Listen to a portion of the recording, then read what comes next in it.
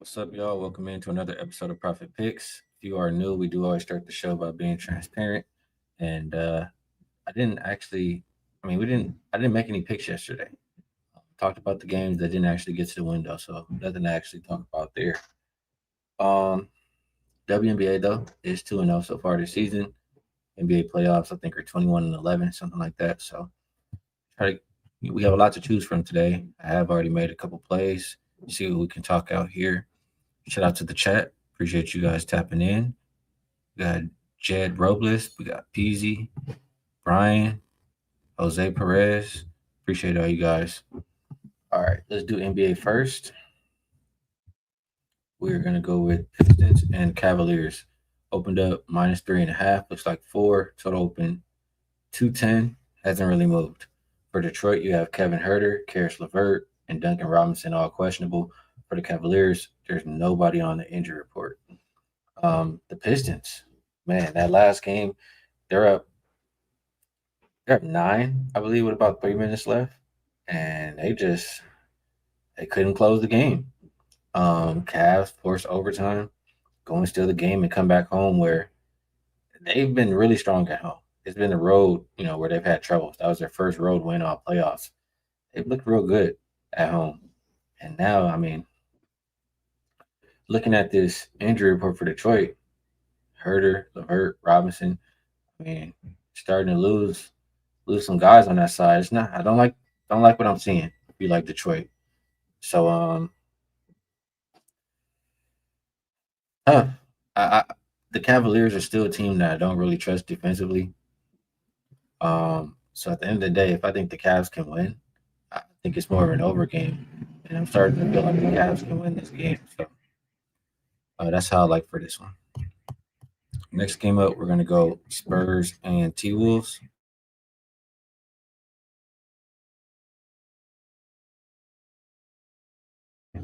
This one opened at -4.5. It looks like 5.5 pretty much everywhere. Total open 218.5. Hasn't really moved. Injury report, I don't see anybody on there for San Antonio. For Minnesota, Terrence Shannon Jr. is questionable.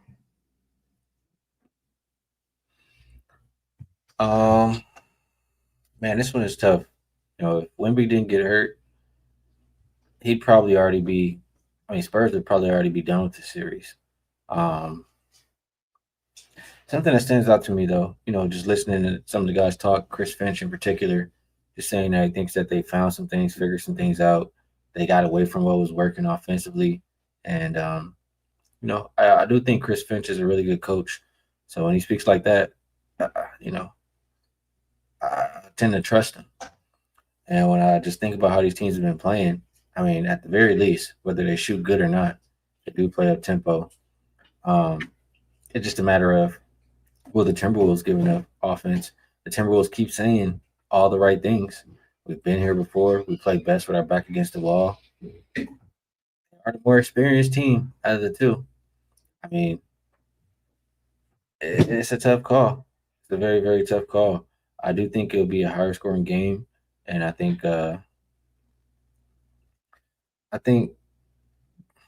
Spurs. I think the Spurs can win, but I don't want to count out Minnesota. So I don't know. I think the total is the better way to play this game.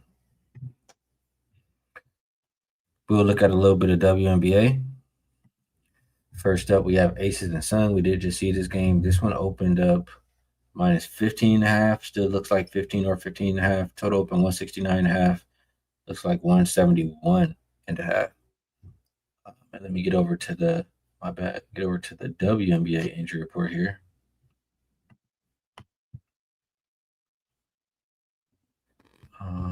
There we go, daily. So for Vegas, you have Denai Barker out, Dana Evans out. For Connecticut, Nelson Adota game time, and still no Layla. She's out. So the Sun team, they got destroyed. With the Aces put up 98 points. I think the Sun had 69, something like that. So almost a 30-point loss there for them. And now you play the same team again. Um, in that last matchup, I don't believe Brittany Griner played. Now that I have her out there, not that she's the huge difference maker, 30-point difference maker, but she will make a difference for this Connecticut team. I mean, they gave up what 58 points in the paint to the Aces. She will at least, at the very least, help with some rim protection. And I would think that when she's out there, they'll play a little bit slower. It's not going to be so much up and downs from the sun. Um, that's just what I would think. Okay.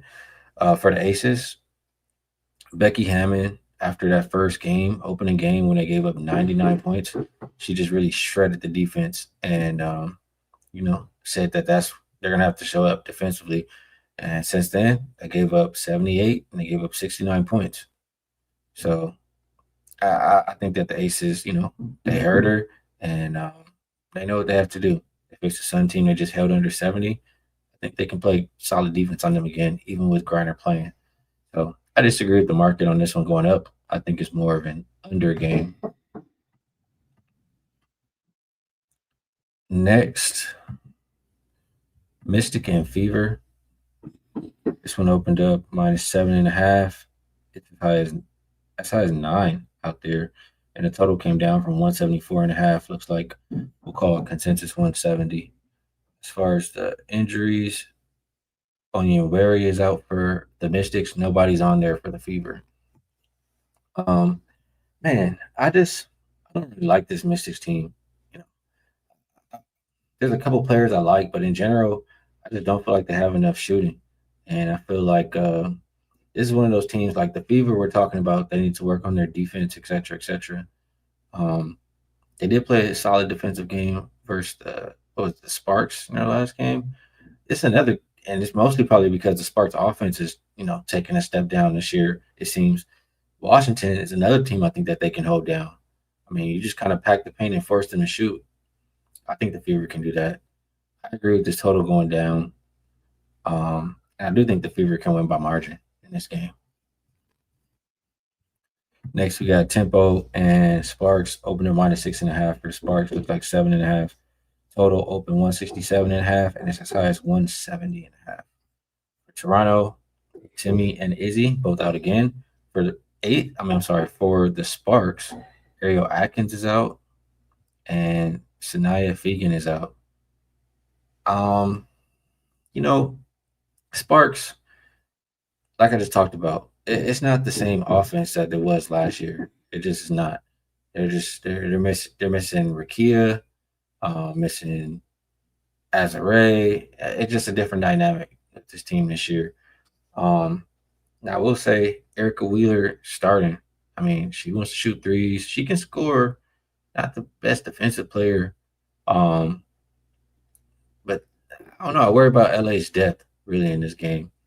For Toronto, we know they're a new team.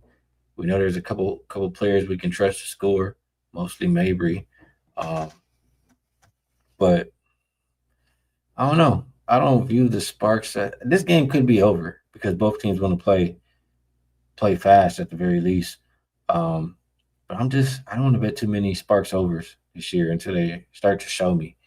It's really just Kelsey Plum I've been able to trust on that side. So